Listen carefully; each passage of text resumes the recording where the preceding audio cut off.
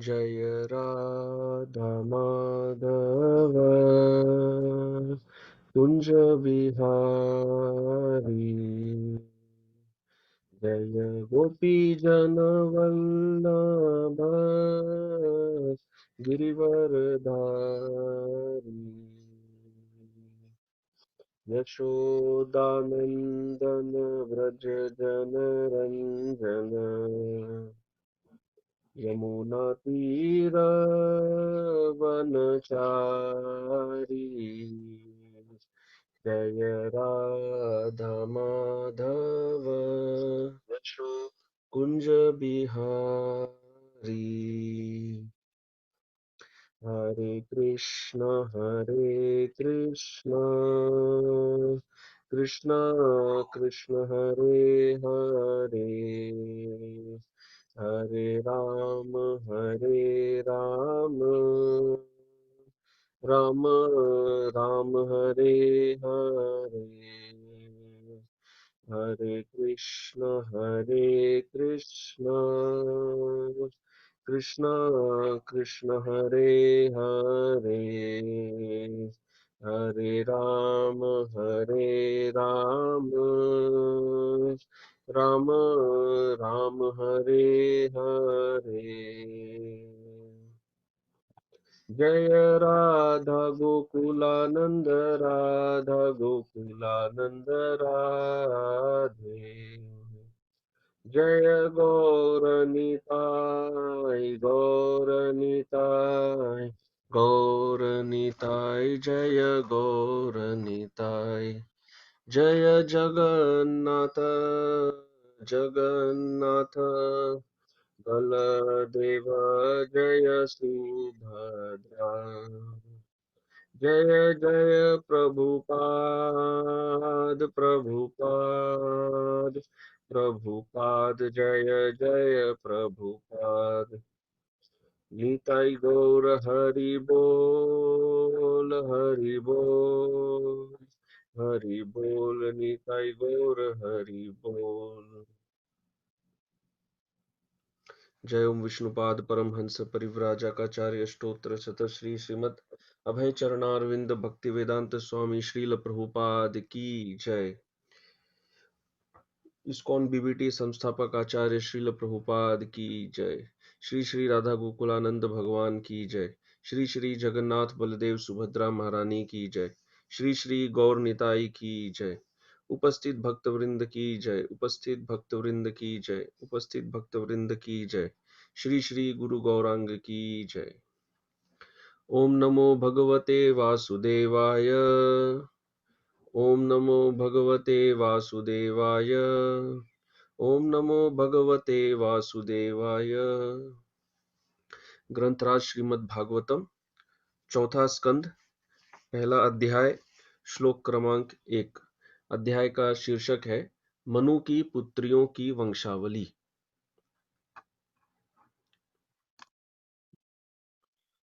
मैत्रेय उवाच मनोस्तु शतरूपायां तिस्रः कन्याश्च जज्ञिरे आकूतिर्देवहूतिश्च प्रसूतिरिति विश्रुताः। मैत्रेय उवाच मनोस्तु शतरूपायां तिस्रः कन्याश्च जज्ञिरे आकूतिर्देवहूतिश्च प्रसूतिरिति विश्रुताः। मैत्रेय उवाच मनोस्तु शतरूपायां तिस्रः कन्याश्च जज्ञिरे आकूतिर्देवहूतिश्च प्रसूतिरिति विश्रुताः। शब्दार्थ। मैत्रेय उवाच मैत्रेय मुनि ने कहा, मनोह तू स्वयंभुव मनु का, शतरूपायाम उसकी पत्नी शतरूपा से, तिस्रः तीन, कन्या च कन्याएं भी, जग्निरे जन्म लिया, आकूति ही आकूति नामक, देवहूति ही देवहूति नामक, च तथा, प्रसूति ही प्रसूति नामक इति इस प्रकार विश्रुताः विख्यात। अनुवाद एवं तात्पर्य श्रील प्रभुपाद द्वारा अनुवाद। श्री मैत्रेय ने कहा, स्वयंभुव मनु की पत्नी शतरूपा से 3 कन्याएं उत्पन्न हुई, जिनके नाम आकुति, देवहूति तथा प्रसूति थे। तात्पर्य। सर्वप्रथम मैं अपने गुरु ओम विष्णुपाद श्री श्रीमद् भक्ति सिद्धांत सरस्वती गोस्वामी प्रभुपाद को नमस्कार करता हूँ, जिनके आदेश से मैं श्रीमद् भागवत के भक्ति वेदांत भाष्य के लेखन की ओर उन्मुख हुआ हूँ, जो अपने में एक महान कार्य है। उनकी कृपा से 3 स्कंद समाप्त हो चुके हैं और मैं चौथे स्कंद को प्रारंभ करने जा रहा हूँ।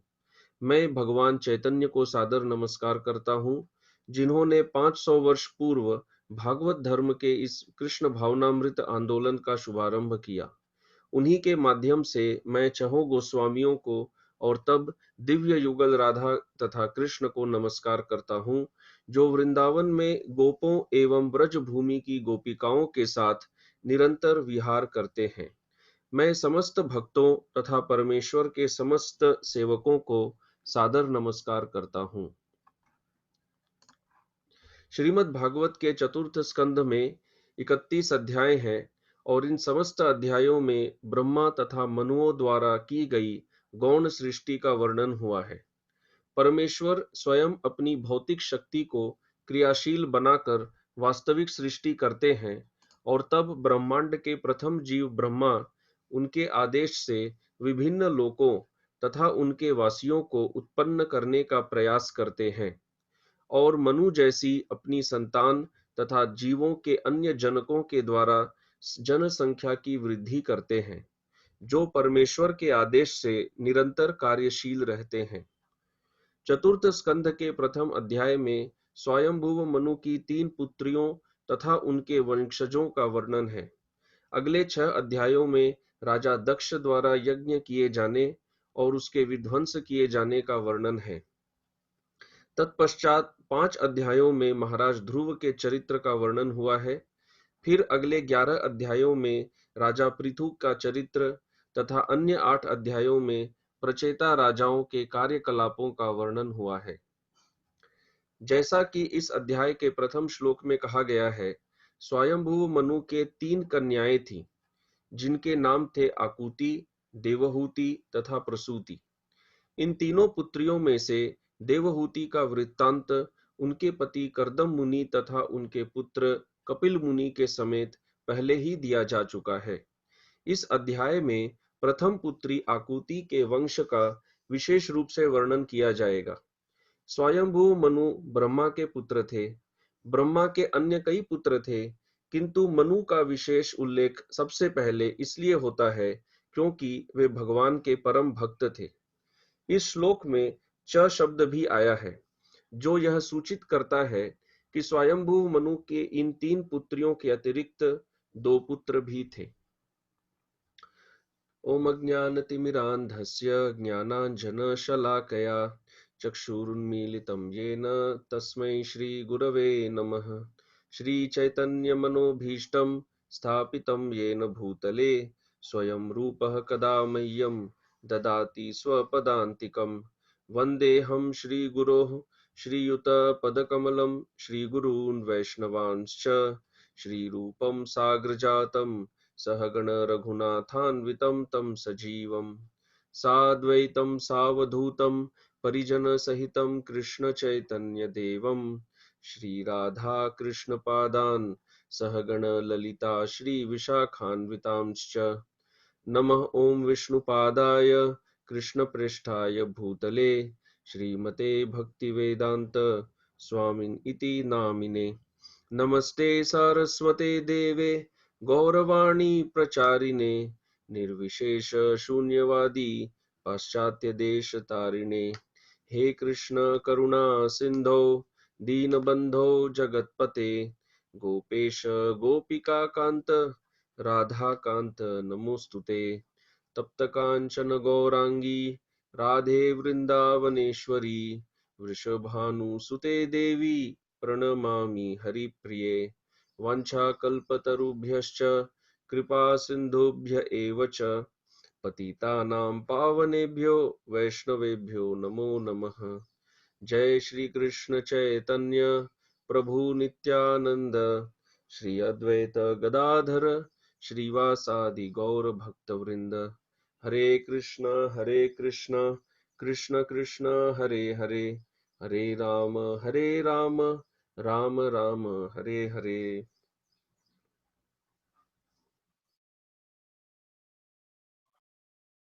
हरे कृष्ण। आज के श्रीमद् भागवत प्रवचन में सभी भक्तों का हार्दिक स्वागत है। तो आज से श्रीमद् भागवतम का चतुर्थ स्कंध प्रारंभ हो रहा है और तात्पर्य में हम देखते हैं कि श्रील प्रभुपाद ने प्रथम श्लोक के तात्पर्य में सबसे पहले मंगलाचरण किया है। अपने गुरु महाराज को, भगवान श्री चैतन्य महाप्रभु को, षड गोस्वामियों को और राधा कृष्ण एवं ब्रजवासियों को प्रणाम किया है। तो यहाँ पर अभी ये प्रश्न है कि श्रील प्रभुपाद जो तात्पर्य में मंगलाचरण कर रहे हैं, क्या ये मंगलाचरण प्रभुपाद ही कर रहे हैं या मंगलाचरण करने की पद्धति है प्रत्येक स्कंध के प्रारंभ में? तो आज हम 3 विषयों पर चर्चा करेंगे। सबसे पहले मंगलाचरण एवं मंगलाचरण के प्रकार, मंगलाचरण का महत्व, क्यों मंगलाचरण किया जाता है। दूसरा विषय रहेगा इस अध्याय या इस स्कंध के विषय, इस स्कंध एवं इस अध्याय के विषय। तो चूंकि यह पहला श्लोक है और विषय तो आगे से प्रारंभ होगा और जो आगे आने वाला है उसके पहले से चर्चा करना उचित नहीं है, तो इसमें अधिक चर्चा करने के लिए कुछ नहीं है।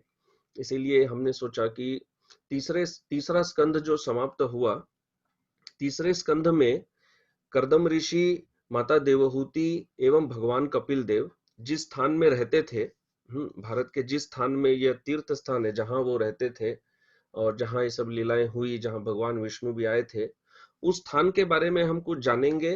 वहां पे उन मंदिर इत्यादि उनका हमको थोड़ा दर्शन कराएंगे। तो ये ज्यादा परिचित या ज्यादा जाना हुआ नहीं है, इतना फेमस नहीं है, इतना प्रचलित स्थान नहीं है। तो उसका क्या महत्व है वो हम जानने का प्रयास करेंगे। तो सबसे पहले हम देखते हैं कि केवल श्रीला प्रभुपाद ही इस स्कंध के प्रथम श्लोक में मंगलाचरण नहीं कर रहे। जितने भी पूर्ववर्ती आचार्य, भागवत का जब एक नया स्कंध प्रारंभ होता है उसके प्रथम श्लोक की टीका में प्रत्येक आचार्य मंगलाचरण करते हैं। तो कुछ जो प्रमुख ऐसे भागवत के बहुत आचार्य हुए हैं जिन्होंने श्रीमद् भागवत पर टीका लिखी है, जो थोड़े प्रमुख हैं, उनकी टीका हम यहाँ पर दिखा रहे हैं, जिसमें हम देखेंगे कि वे सभी मंगलाचरण करते हैं। तो सबसे पहले श्रीधर स्वामी जी मंगलाचरण करते हैं। वो कहते हैं, नमः श्री परमहंस। परमहंस अर्थात जो परमहंस भक्त होते हैं, महाभागवत भक्त होते हैं, आस्वादित चरण कमल, वो जो जिनके चरण कमल का आस्वादन करते हैं। क्या आस्वादन करते हैं? चिन मकरंदाय, उनके मकरंद, चरण कमल के मकरंद का आस्वादन करते हैं जो परमहंस। भक्तजन मानस निवासाय, जिनके मन में भक्तजन निवास करते हैं या भक्तजनों के मन में जो निवास करते हैं, वो कौन निवास करते हैं उनके मन में? श्री रामचंद्राय, श्री रामचंद्र भगवान, उनको मैं नमस्कार करता हूं। तो प्रथम श्लोक की टीका में श्रीधर स्वामी भगवान श्री रामचंद्र को के प्रति मंगलाचरण करते हैं, उनको नमस्कार करते हैं। अब श्री संप्रदाय के बहुत प्रसिद्ध महान टीकाकार श्रील वीर राघव आचार्य, वो मंगलाचरण करते हैं। वो कहते हैं, श्रीमते रामानुजाय नमः। तो प्रत्येक श्लोक में ये आपको नहीं मिलेगा। ये स्कंध के प्रत्येक स्कंध का जो प्रथम श्लोक होता है उसमें ये पाया जाता है, श्रीमते रामानुजाय नमः। तो ये रामानुजाचार्य को प्रणाम करते हैं। फिर मध्व संप्रदाय के प्रसिद्ध टीकाकार श्रील विजय ध्वज तीर्थ, वे मंगलाचरण करते हैं, श्री मध्व वल्लभ हयग्रीवाय नमः। तो हम जानते हैं भगवान श्री कृष्ण का एक अवतार है हयग्रीव। तो ये मध्वाचार्य को प्रणाम करते हैं, भगवान हयग्रीव को नमस्कार करते हैं। अब श्रील जीव गोस्वामी का मंगलाचरण। तो श्रील जीव गोस्वामी भगवान श्री कृष्ण को नमस्कार करते हैं अपने मंगलाचरण में। तो श्रील जीव गोस्वामी कहते हैं श्री कृष्णाय नमः। फिर वे लिखते हैं चतुर्थ क्रम संदर्भे। श्रील जीव गोस्वामी की टीका है क्रम संदर्भ। तो क्रम का अर्थात कि जीव गोस्वामी ने पहले षड संदर्भ लिखे और षड संदर्भों में जो विषय भागवत की चर्चा है वह श्लोक क्रमांक के हिसाब से नहीं है, विषयों के हिसाब से है। तो कहीं पर 11वें स्कंद की बात आ जाती है, कहीं तीसरे स्कंद की बात आ जाती है। तो ये बात होने लग गई थी ब्रज में कि जीव गोस्वामी ऐसे भागवत के श्लोकों के क्रम को ही क्यों बदल दे रहे हैं। तो इसके बाद फिर श्रील जीव गोस्वामी ने क्रमानुसार भागवत पर और एक टीका लिखी जिसे कहते हैं क्रम संदर्भ। तो वो कहते हैं चतुर्थ क्रम संदर्भ है कि चौथे स्कंध में संदर्भाणाम समाहृति क्रियते यन निदेशन। वो कह रहे हैं कि जिनके निर्देश से मैंने ये संदर्भ तैयार किए हैं, जिसमें अभी चतुर्थ संदर्भ प्रारंभ हो रहा है, वो कह रहे समय अनन्य गतिर गति, कि अनन्य गतिर गति ही वे प्रार्थना कर रहे हैं श्री कृष्ण से कि जिनके निर्देश से मैंने यह क्रम संदर्भ टीका लिखा है या मैं लिख रहा हूं, वे ही मेरे जीवन में एकमात्र गति हो और कोई गति ना हो। केवल वो मेरे एकमात्र गति हो। तो ये उनका मंगलाचरण है। अब हम देखते हैं श्रील विश्वनाथ चक्रवर्ती ठाकुर ने मंगलाचरण में क्या कहते हैं। तो विश्वनाथ चक्रवर्ती ठाकुर इस तरह से प्रारंभ करते हैं। वो कहते हैं कि प्रणम्य श्री गुरुम भूयः, मैं अपने श्री गुरु को प्रणाम करता हूं। श्री कृष्णम करुणार्णवम, और भगवान श्री कृष्ण को प्रणाम करता हूं जो करुणा अर्णवम अर्थात वह करुणा के सागर हैं। लोकनाथम, लोकनाथ गोस्वामी को प्रणाम करता हूं। जगत चक्षु, लोकनाथ गोस्वामी जगत के चक्षु हैं।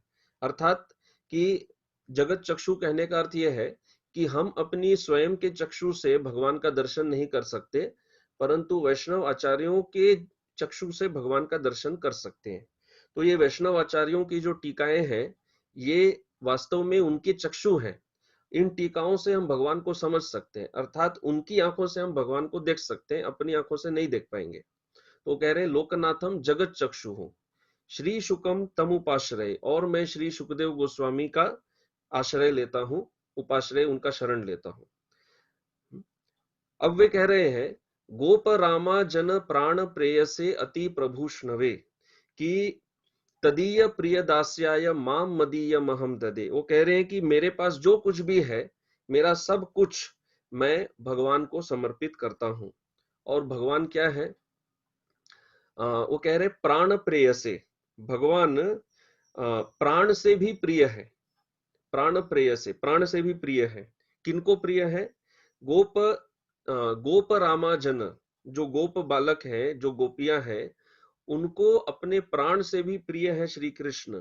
व्रजवासी अपने प्राण से ज्यादा श्री कृष्ण से प्रेम करते हैं। संसार में व्यक्ति सबसे ज्यादा अपने प्राण से प्रेम करता है, परंतु व्रजवासी उससे भी ज्यादा श्री कृष्ण को प्रेम करते हैं।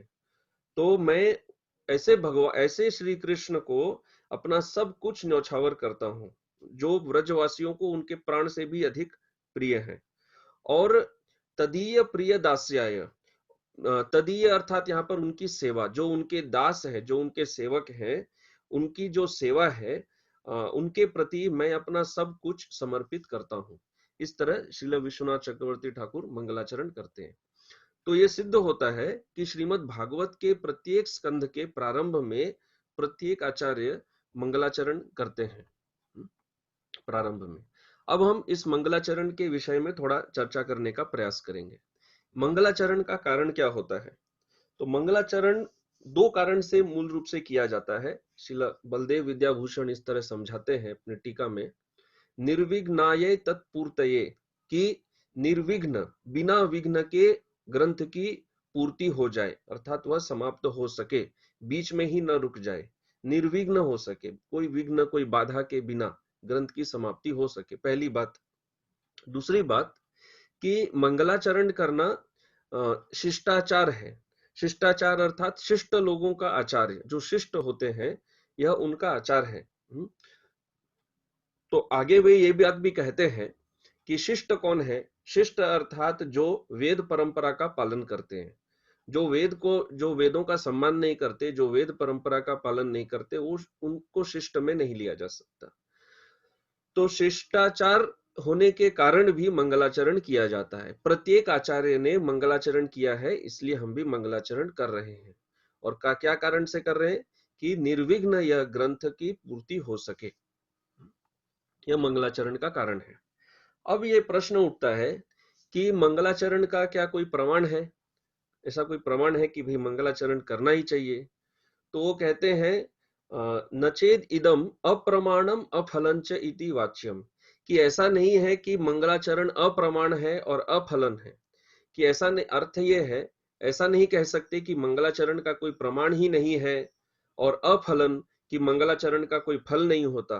क्योंकि कई लोग ऐसा आक्षेप लगाते हैं, वो आक्षेप लगाते हैं कि बिना मंगलाचरण के भी मैंने अपना ग्रंथ लिखा है, और मंगलाचरण का फल नहीं प्राप्त होता, ऐसा भी कई आक्षेप लगाया जाता है। तो वे कह रहे नहीं, मंगलाचरण को प्रमाण शून्य न च इदम अप्रमाणम, कि प्रमाण नहीं है ऐसा नहीं कह सकते। क्या प्रमाण है? तो वो कहते हैं शिष्टाचार अनुमति श्रुति प्रामाण्यात, कि शिष्ट गणों के आचार को देखकर श्रुति का अनुमान करना होता है। तो हम जो श्रुति, तो कह रहे हैं कि श्रुति शास्त्रों पर जब हम टीकाएं लिखते हैं तो शिष्ट गणों के आचार को देखकर हम मंगलाचरण करते हैं। प्रमाण के हिसाब से मंगलाचरण किया जाता है, यह सदैव होता आया है। अच्छा, अगला आक्षेप यह है कि मंगलाचरण का कोई फल है क्या? कई लोग कहते हैं मंगलाचरण निरर्थक होता है। वो कहते हैं कि जो आप मंगलाचरण से सिद्ध कर रहे हैं वही हम मंगलाचरण के बिना भी करके दिखा सकते हैं। तो ये बलदेव विद्याभूषण कहते हैं कि मंगलाचरण निरर्थक नहीं है। न च इदम अप्रमाणम, फिर वो कहते हैं अफलन, अफलन च इति वाच्यम, ऐसा नहीं कह सकते हैं कि मंगलाचरण अफलन है अर्थात कि निरर्थक है। उसको निरर्थक नहीं कहा जा सकता, उसका अर्थ होता है। तो मंगलाचरण का मूल रूप से फल क्या है? मंगलाचरण का फल है ग्रंथ समाप्ते है फलत्वाच्च, कि मंगलाचरण का फल है कि यह ग्रंथ की निर्विघ्न समाप्ति हो सकती है। नहीं तो इस संसार में कई प्रकार की बाधाएं आती हैं, शरीर के स्तर पर, मन के स्तर पर। हम जानते हैं 3 प्रकार के क्लेश होते हैं, कई तरह की बाधाएं आ सकती है, नहीं चाहते हुए भी बाधा आ जाती है। तो कोई बाधा, कोई विघ्न के बिना यह ग्रंथ की समाप्ति हो सके, यह इसका फल होता है मंगलाचरण का। इस तरह से वो समझाते हैं मंगलाचरण का महत्व। तो अब ये प्रश्न एक और आता है कि कोई भी ग्रंथ के प्रारंभ में मंगलाचरण करे, ये तो ठीक है, समझ में आता है। कोई ग्रंथ हो, कोई प्रवचन हो, प्रारंभ में मंगलाचरण करते हैं। लेकिन अभी तो भागवत का प्रारंभ नहीं हो रहा है, ये तो चतुर्थ स्कंद है, पहले स्कंद का पहला अध्याय तो है नहीं, चौथे स्कंद का पहला अध्याय है। तो पूरे भागवत ग्रंथ की दृष्टि से देखा जाए तो अभी हम उसके बीच में हैं। तो बीच में मंगलाचरण क्यों करते हैं? ग्रंथ के मध्य में मंगलाचरण करने का क्या कारण है? तो ये बहुत पुरानी परंपरा है, ग्रंथ के प्रारंभ में मंगलाचरण, मध्य में मंगलाचरण और अंत में भी मंगलाचरण। यह बहुत पुरानी प्रामाणिक परंपरा में चलते आ रहा है। पाणिनि महर्षि, जिनको स्वयं भगवान शिव ने संस्कृत के सूत्र दिए, जिनको महादेव के सूत्र कहे जाते हैं, शंकर सूत्र, और पाणिनि महर्षि जिन्होंने इस संस्कार को संस्कृत व्याकरण दिया, तो वो अपनी अष्टाध्यायी महाभाष्य में उनके कहा गया है, मंगल आदीनि मंगल मध्यानि मंगल अंतानि, कि मंगलाचरण ग्रंथ के आदि अर्थात प्रारंभ में होना चाहिए, मंगल मध्यानि ग्रंथ के मध्य में किया जाना चाहिए, और मंगल अंतानि ग्रंथ की समाप्ति पर भी मंगलाचरण होना चाहिए। तीनों स्टेज में मंगलाचरण किया जाना चाहिए। मंगल आदीनि मंगल मध्यानि मंगल अंतानि ही शास्त्राणि प्रथन्ते वीर पुरुषाणि। जो ऐसा करते हैं, जो तीनों स्तरों पर मंगलाचरण करते हैं, प्रारंभ में, मध्य में, अंत में, वे व्यक्ति, वो आचार्य क्या होते हैं? वीर पुरुष। वो वीर पुरुष है। तो कई बार संसार में वीर पुरुष किसे माना जाता है? जो सब कुछ स्वयं से करके दिखा सके, जिसे अंग्रेजी में कहते हैं सेल्फ मेड मैन। परंतु आचार्यों की परंपरा में, वैष्णव परंपरा में, ये सेल्फ मेड मैन का कोई कॉन्सेप्ट नहीं होता है। वो सदैव अपने आप को पूर्ववर्ती आचार्यों पर निर्भर मानते हैं। तो वो वास्तव में यहाँ पर वीर पुरुष हैं। वीर पुरुषाणी च भवंती आयुष्मत पुरुषाणी, और उनकी जीवन आयु बहुत दीर्घकालीन हो जाती है, लंबे समय तक जीते हैं, जो इस प्रकार से अपने ग्रंथ में आदि मध्य अंत तीनों में मंगलाचरण करते हैं। अच्छा, ये तो उनका लाभ हुआ। अब ऐसे शास्त्र जिनमें प्रारंभ में, मध्य में और अंत में तीनों में मंगलाचरण है, जो इन शास्त्रों को पढ़ते हैं, जो सुनते हैं, उनको क्या लाभ मिलता है? तो कहते हैं अध्येतारः च सिद्धार्था, कि आपके जीवन में इन ऐसे ग्रंथ को पढ़ने वाले व्यक्ति के जीवन में जो भी अर्थ है, जो भी वो प्राप्त करना चाहता है, वो क्या हो जाएगा? सिद्ध हो जाएगा। क्योंकि पढ़ते हुए पढ़ने वाला व्यक्ति भी प्रारंभ में, मध्य में और अंत में मंगलाचरण करेगा, या करना चाहिए, उसको स्किप नहीं करना चाहिए। तो तीनों स्तर पर मंगलाचरण लिखने वाले का भी कल्याण होगा और फिर इनको पढ़ने वाली का भी कल्याण होगा। उनके सभी जीवन में जो भी इच्छाएं हैं, अर्थों की सिद्धि हो जाएगी। तो इस तरह यह सिद्ध होता है कि यह जो ग्रंथ के मध्य में, जैसे अभी भागवत का बीच का स्थान चल रहा है, इसमें जो मंगलाचरण किया जा रहा है, यह पूर्णतया क्या है? प्रामाणिक है। यह प्रामाणिक परंपरा में सभी करते आए हैं। अच्छा, अभी तो हमने मध्य में तो देख लिया भागवत में। किसी ग्रंथ के अंत में भी मंगलाचरण होने का कोई प्रमाण है? अवश्य प्रमाण है। तो श्रील विश्वनाथ चक्रवर्ती ठाकुर अपनी टीका के अंत में भी मंगलाचरण करते हैं। वो कहते हैं व्याख्यास्य भक्त्या, कि यह जो मैंने व्याख्या लिखी है, यह व्याख्या समझने के लिए क्या चाहिए? भक्त्या, भक्ति चाहिए। ये भक्तों के लिए है यह व्याख्या।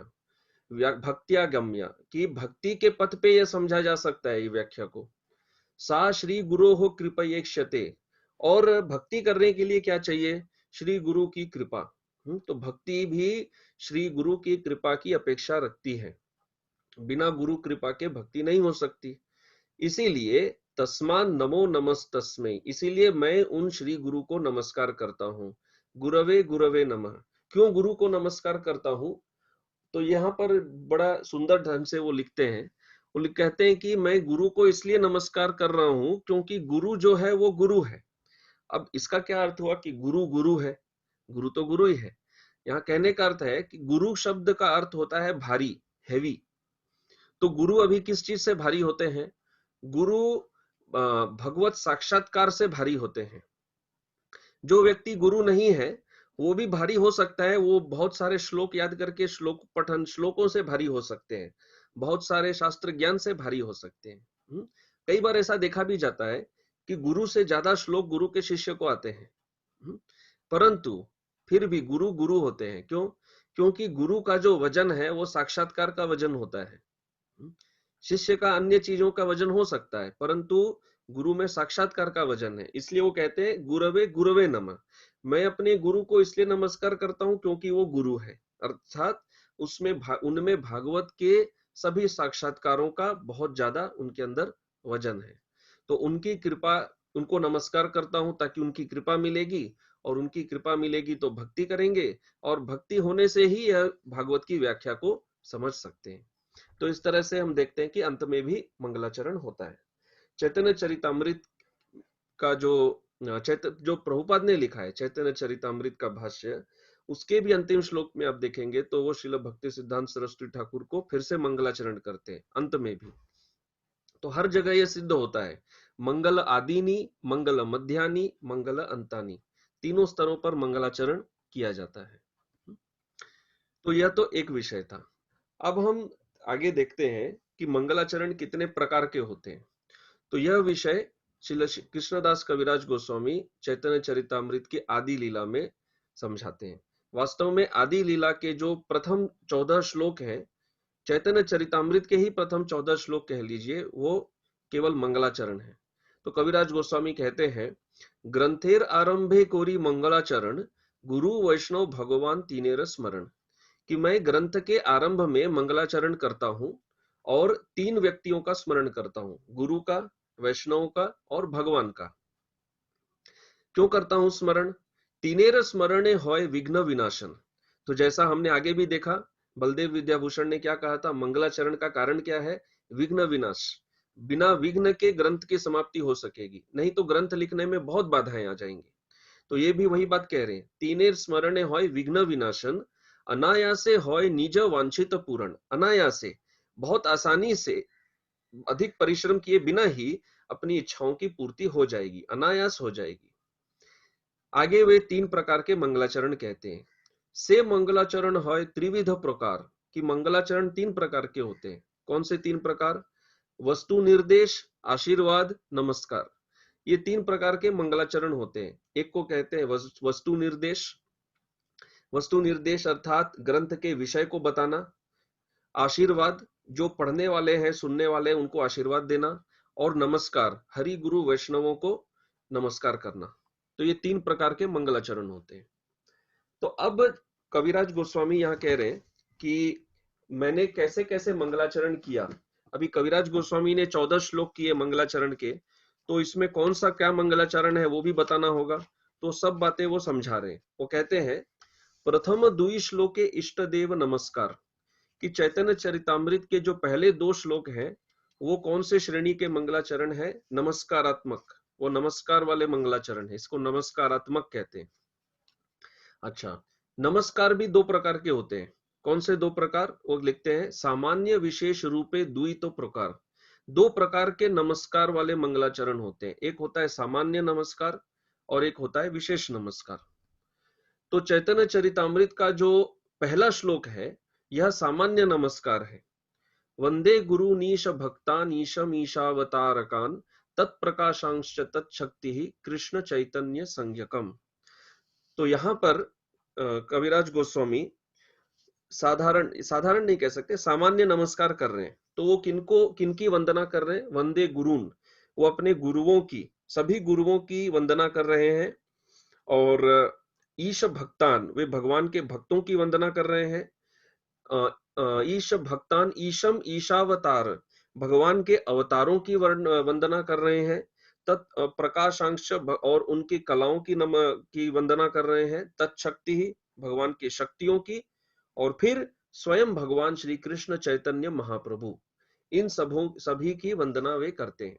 तो इसे कहते हैं सामान्य नमस्कार। इसके आगे के श्लोक में जब जाएंगे, दूसरे श्लोक में, द्वितीय श्लोक में वे विशेष नमस्कार करते हैं। तो मंगलाचरण के जो 3 प्रकार हैं उसमें एक प्रकार है नमस्कारात्मक, और नमस्कारात्मक के भी 2 प्रकार होते हैं, सामान्य नमस्कार, विशेष नमस्कार। प्रथम श्लोक में था सामान्य नमस्कार, ये द्वितीय श्लोक है विशेष नमस्कार। तो द्वितीय श्लोक में वे कहते हैं, वंदे श्री कृष्ण चैतन्य, कि मैं श्री कृष्ण चैतन्य महाप्रभु की वंदना करता हूं। नित्यानंदो सहोदितौ, औ औ जो है संस्कृत में वो द्विवचन में आता है, औ। तो नित्यानंदो सहोदितो, कि वे नित्यानंद महाप्रभु के साथ आते हैं। और वे दोनों मिलके क्या है? गौड़ उदये पुष्पवंतो, कि गौड़ देश में, गौड़ देश अर्थात बंगाल उड़ीसा, ये स्थान जो है ये गौड़ देश आ जाता है, कि गौड़ देश में ये दोनों उदित हुए हैं। कैसे? सूर्य और चंद्र दोनों एक साथ। तो ये विचित्र बात है, सूर्य और चंद्र दोनों एक साथ कभी उदित नहीं होते। जब चंद्र होता है तब सूर्य नहीं होता, सूर्य होता है तब चंद्र नहीं होता। लेकिन भगवान कुछ भी कर सकते हैं। तो निताई गौरांगा, ये दोनों क्या है? चंद्र सूर्य के भांति एक साथ उदित हो गए। चित्रौ शंदौ तमो नुदौ, कि ये क्या कर रहे हैं? चित्रौ, बहुत विचित्र, चित्र अर्थात यहाँ पर विचित्र। शम दौ, शम अर्थात आशीर्वाद, वे सभी को आशीर्वाद दे रहे हैं। तमह नुदौ, तमह अर्थात अंधकार, तमोगुण, उसका नाश कर रहे हैं। तो सूर्य चंद्र दोनों एक साथ उदित हो गए हैं, अर्थात पूर्ण रूप से अंधकार को नष्ट कर देंगे।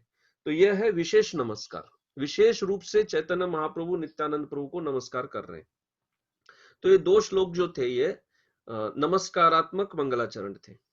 अब कविराज गोस्वामी कहते हैं, तृतीय श्लोके ते कोरी वस्तुर निर्देश, जहा हुईते होय परतत्वेर उद्देश्य, कि तीसरे श्लोक में मैंने कौन सा मंगलाचरण किया? वस्तु निर्देशात्मक मंगलाचरण। तो अब ये मंगलाचरण क्या था?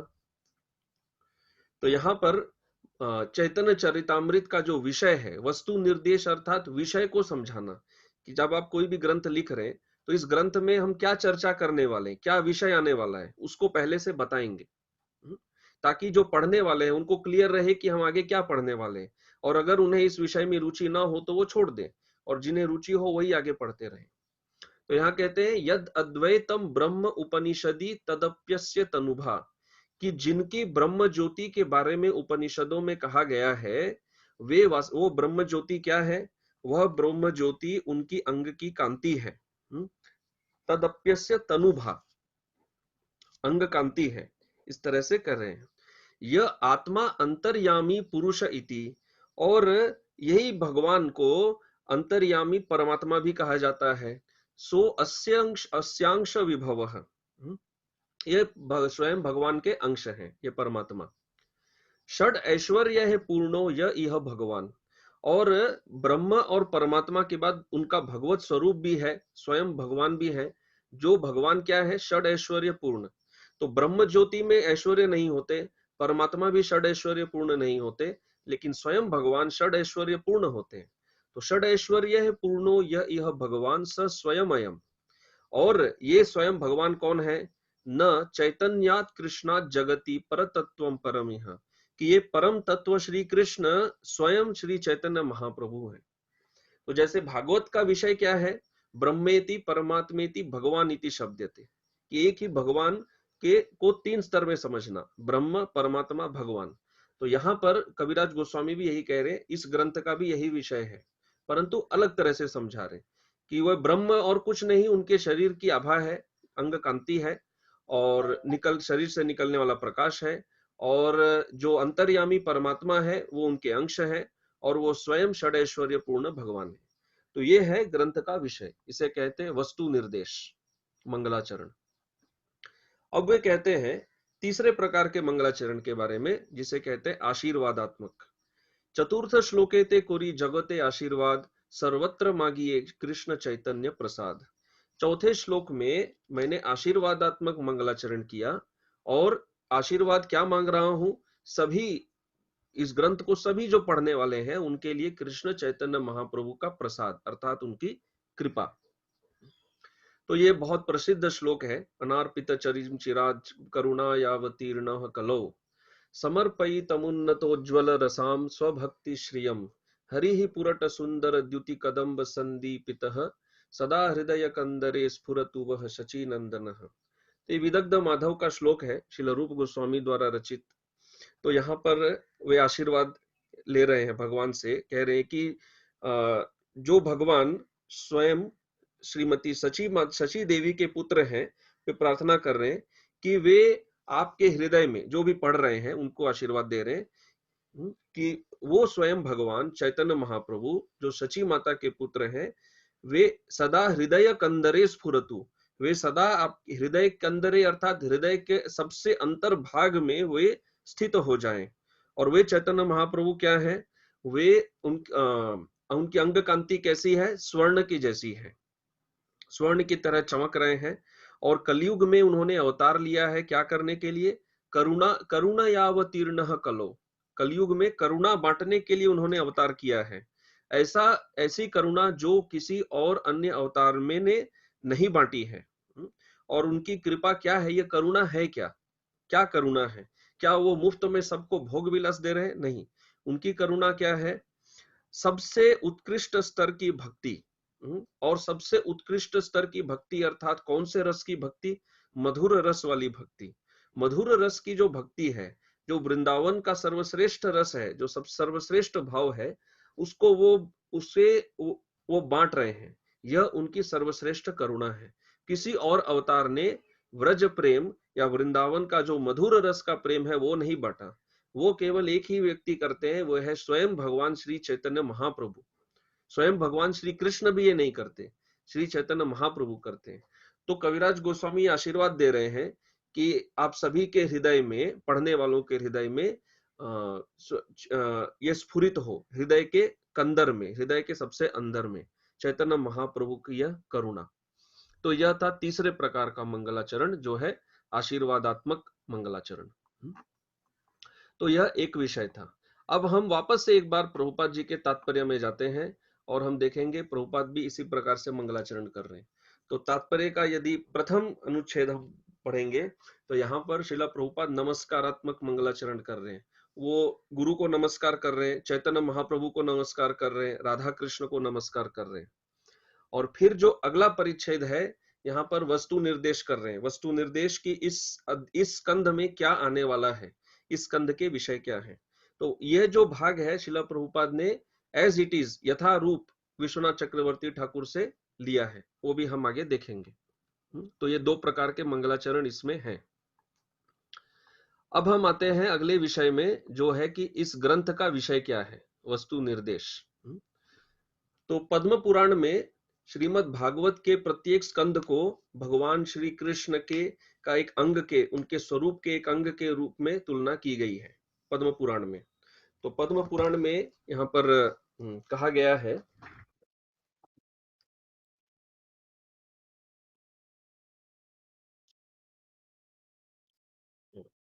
तो यहाँ पर कह रहे हैं कि पादौ यदीयो प्रथम द्वितीयो, कि जो प्रथम और द्वितीय स्कंद है, पहले दो स्कंद है श्रीमद् भागवत के, ये भगवान श्री कृष्ण के चरण कमल है। पादौ, पादौ तो औ जब भी आता है संस्कृत में वह द्विवचन होता है, इसलिए दो है, प्रथम और द्वितीय औ। तृतीय तुर्यो कथितो यदुरु, कि यहाँ कह रहे हैं तृतीय और चतुर्थ ये दो स्कंद जो है, ये भगवान की क्या है, उरु। उरु अर्थात जंगा, थाइज जिसको हम कहते हैं अंग्रेजी में, थाई, वो है उरु। अभी हम इसमें है, भगवान के उरु में है, जंघा पे चतुर्थ स्कंद प्रारंभ हो रहा है। नाभिस तथा पंचम पंचम एव षष्ठो, और जो पांचवा स्कंद है वो भगवान की क्या है, नाभिस तथा, नाभि है। भुजा अंतरम दोर युगलम तथान्यो, जो षष्ठ स्कंद है, छठा स्कंद है, सिक्स्थ कैंटो, वह क्या है, वह भगवान की चेस्ट, उनकी छाती है।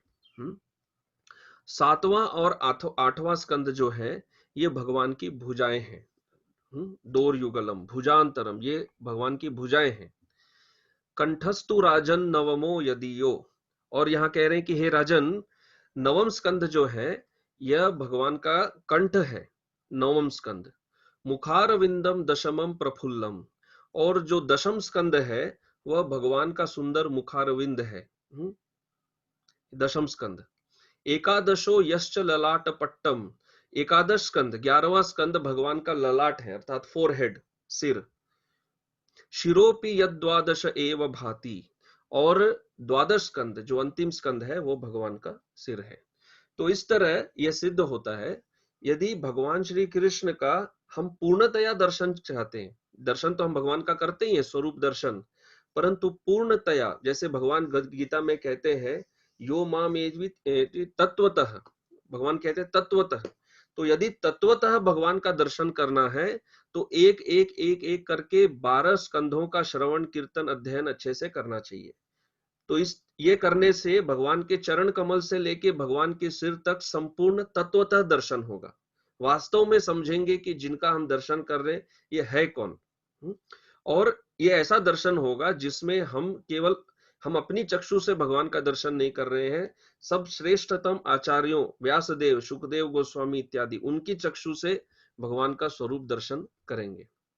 और फिर कहते हैं, नमामि देवम करुणा निधानम, कि मैं श्री कृष्ण को प्रणाम करता हूं जो करुणा निधान है, करुणा के सागर हैं। तमाल वर्णम सुहितावतारम, और उनका रंग तमाल वृक्ष के जैसा है। अपार संसार समुद्र सेतुम, और मैं उनको कैसे नमस्कार करता हूं, एक सेतु के रूप में। श्री कृष्ण वह सेतु है जिनके द्वारा मैं इस संसार को पार करके जा सकता हूं। वे इस संसार समुद्र को पार करने के लिए सेतु है। और ये समुद्र कैसा है, अपार, इसका कोई अंत दिखता नहीं है, परंतु तो इसको कैसे पार करेंगे, तो इसके लिए सेतु चाहिए, वो सेतु है श्री कृष्ण। भजामहे भागवत स्वरूपम, और वही श्री कृष्ण, अब मैं जो उनका भजन कर रहा हूं वो किस रूप में प्रकट हुए हैं, भागवत के रूप में अब वो श्री कृष्ण प्रकट हुए हैं। तो भागवत पढ़ना अर्थात साक्षात श्री कृष्ण का भजन करना, तत्वतः भगवत दर्शन है श्रीमद् भागवतम, तत्वतः दर्शन। तो ऐसे हम अपने चर्म चक्षुओं से तो भगवान के विग्रह का दर्शन करते हैं, परंतु तत्वतः दर्शन यदि चाहिए तो फिर हमें उसके लिए श्रीमद् भागवत का शरण लेना होगा, गीता, भागवत इत्यादि। अब आते हैं चतुर्थ स्कंध के विषय में। तो चतुर्थ स्कंध के बारे में जैसा हमने कहा, शिला प्रभुपाद ने वो पूरा अनुच्छेद जो है विश्वनाथ चक्रवर्ती ठाकुर से लिया है। तो विश्वनाथ चक्रवर्ती ठाकुर लिखते हैं, चतुर्थे कथ्यते स एक त्रिंशाध्यायवती स्फुटम, कि इसमें एक त्रिंश अर्थात 31 अध्याय है। त्रिंश होते हैं 30 और एक त्रिंश है 31 अध्याय। और इस चतुर्थ स्कंध का विषय क्या है? विसर्ग। तो दो विषय होते हैं, सर्ग और विसर्ग, प्राइमरी क्रिएशन, सेकेंडरी क्रिएशन। सर्ग अर्थात जो भगवान विष्णु की सृष्टि है, और फिर बाद में मूल सृष्टि, और फिर ब्रह्मा और मनु भगवान की आज्ञा से जो सृष्टि करते हैं, वो है विसर्ग। विसर्गो यह कृतो ब्रह्म मनु व मनवाद्यैरी ईश्वर आज्ञया, ईश्वर की आज्ञा से ब्रह्मा और मनुओं के द्वारा विसर्ग किया जाता है, सेकेंडरी क्रिएशन जो हम देखते हैं। तो यह चतुर्थ स्कंध का विषय है। अब इसमें क्या क्या विषयों की चर्चा हुई है? एकेन मनु कन्या नाम, आज जो अध्याय प्रारंभ हो रहा है उसका विषय है मनु और उनकी कन्याओं की कथा। अन्वया कथिता यह, फिर कह रहे अगले 6 अध्यायों में दक्ष के यज्ञ का विध्वंस, ततः षड्भिर दक्ष यज्ञ ध्वंसो, दक्ष के यज्ञ का ध्वंस होगा। तो दक्ष और शिवजी की कथा आएगी 6 अध्यायों में। और उसके बाद ध्रुव महाराज की कथा आएगी। ततो ध्रुवस्य चरितम पंचभी, 5 अध्यायों में ध्रुव महाराज की कथा। और उसके बाद श्री पृथोस्ततः एकादश भीरध्याय, 11 अध्यायों में पृथु महाराज की कथा आएगी। अष्टभिस्तु प्रचेतसाम, और फिर 8 अध्यायों में प्रचेताओं की कथा आएगी। तो इस तरह चतुर्थ स्कंद में बहुत कथाएं भरी हुई हैं। और इसके बाद तो यहाँ पर ये पॉइंट्स गलती से इधर हमने चेंज नहीं किया, ये बदलना चाहिए था। प्रथमे अध्याये आकुत्यादि त्रिकान्वये, तो यहाँ कह रहे हैं आकुति आदि 3 कन्याएं, आकुति, देवहूति, प्रसूति, 3 कन्याओं की कथा है प्रथम में। वर्ण्यन्ते यज्ञ दत्त श्री नारायण ज सत्कथा। तो विश्वनाथ चक्रवर्ती ठाकुर यहाँ पर कहते हैं कि इस अध्याय में मनु की 3 पुत्रियों की कथा है, जिनमें पहले है आकुति, और फिर वर्ण्यन्ते यज्ञ की कथा आएगी। उसके बाद दत्त अर्थात दत्तात्रेय, जिनका नारायण से जन्म हुआ, श्री नारायण ज अर्थात जन्म, नारायण से जन्म होता है, सतकथा, इनकी कथा होने वाली है। तो ये पॉइंट गलती से पिछले वाला ही कॉपी हो गया। अब ये प्रश्न उठता है कि प्रथम अध्याय में आकुति का वर्णन क्यों कर रहे हैं? आकुति पहले है, वो इसलिए कर रहे हैं क्योंकि विश्वनाथ चक्रवर्ती ठाकुर कहते हैं सही तरह से अन्वय करने के लिए, विषय को सही तरह सजाने के लिए। पिछले स्कंद में मनु की द्वितीय कन्या देवहूति की कथा हो चुकी है। तो अभी जो पहली कन्या है उनकी कथा भी तो होनी चाहिए ना, तो वो है आकुति, उनकी कथा अभी यहाँ पर करेंगे। ये बात है।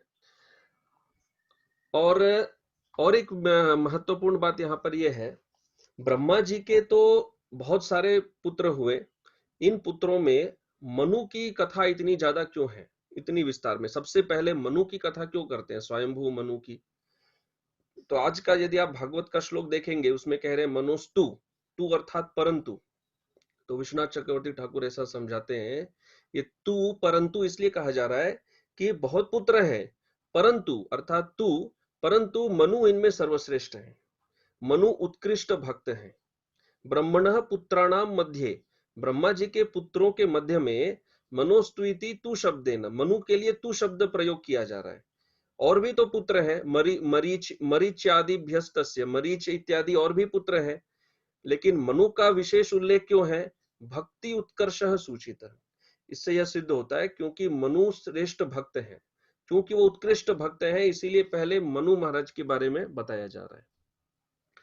तो मनु श्रेष्ठ भक्त हैं, जीव गोस्वामी इसको सिद्ध करने के लिए 12वें स्कंद से एक प्रमाण देते हैं। वो लिखते हैं, वो कह रहे हैं कि वो बहुत सुंदर तुलना कर रहे हैं भगवान के साथ भक्तों का, बहुत सुंदर तुलना किया जा रहा है। तो वो यहाँ पर कहते हैं, जैसे शुद्ध स्तर वाले स्वरूप भगवान विष्णु का पूजा किया जाता है, उसी तरह शुद्ध स्तर पे शुद्ध सत्व में स्थित भक्तों का भी पूजा होता है। तो वो कह रहे हैं कि हे भगवान, तस्मात् तव शुक्लाम सत्वमय लीला अधिष्ठात्रीम तनुम श्री विष्णु रूपाम। हे भगवान, आपके शुद्ध सत्व में स्थित जो आप लीलाएं करते हैं, शुद्ध सत्व स्तर पर जो आप लीलाएं करते हैं, उनके अधिष्ठाता भगवान कौन है? विष्णु है। ब्रह्मा जी और शिव जी की जो लीला है वो शुद्ध सत्व में नहीं है, लेकिन विष्णु की लीलाएं शुद्ध सत्वमयी लीलाएं हैं। इसीलिए कुशला निपुणा, जो कुशल और निपुण भक्त है, वे विष्णु की पूजा करते हैं। भजंती सेवंते न तो अन्याम ब्रह्म रुद्र रूपाम, वो ब्रह्म और रुद्र की पूजा नहीं करते, उनका सम्मान करते हैं, लेकिन पूजा किनकी करते हैं? भगवान विष्णु की, क्योंकि वो शुद्ध, उनकी लीलाएं शुद्ध सत्व की लीलाएं हैं। अब वो बोलते हैं इसी प्रकार तथा तावका नाम जीवा नाम, तो जैसे, तो इसी प्रकार जीवानाम च मध्य, जीवों के बीच में भी अलग अलग स्तर के जीव होते हैं। सभी जीव समान स्तर पे नहीं होते, भक्त भी सभी स्तर पे होते नहीं। तो कह रहे जीवानाम च मध्य, जीवों में शुक्लाम सत्वैक निष्ठाम, जो शुद्ध सत्व वाले भक्त हैं, जो निष्ठावान भक्त हैं। और अगले पंक्ति में वो उदाहरण देते हैं शुद्ध सत्व शुद्ध भक्तों के उदाहरण में। पहले किनका उदाहरण देते हैं? तद भक्त लक्षण स्वयंभू मनु, स्वयंभू मनु को उदाहरण के रूप में प्रस्तुत करते हैं शुद्ध भक्त के रूप में। ते भजंती अनुसरंती, स्वयंभू मनु जैसे भक्तों का भजन अनुसरण किया जाता है। न तू दक्ष, तो यहां पर देखिए ये सिद्ध कर रहे हैं कि ठीक है, सभी पुत्र हैं, दक्ष भी एक स्तर पे भक्त है, वो भी भगवान के भक्ति करेंगे, परंतु न तू दक्ष, दक्ष उदाहरण नहीं है। तो पूजा भजन किनकी की जाती है? स्वयंभू मनु जैसे भक्त की। न तू दक्ष भैरव आदि रूपम, दक्ष भैरव जैसे रूप को नहीं, स्वयंभू मनु जैसे भक्त का भजन अनुसरण किया जाता है। तो यहाँ पर वो सिद्ध करते हैं कि स्वयंभू मनु शुद्ध भक्त है और बहुत सर्वश्रेष्ठ स्तर के भक्त हैं।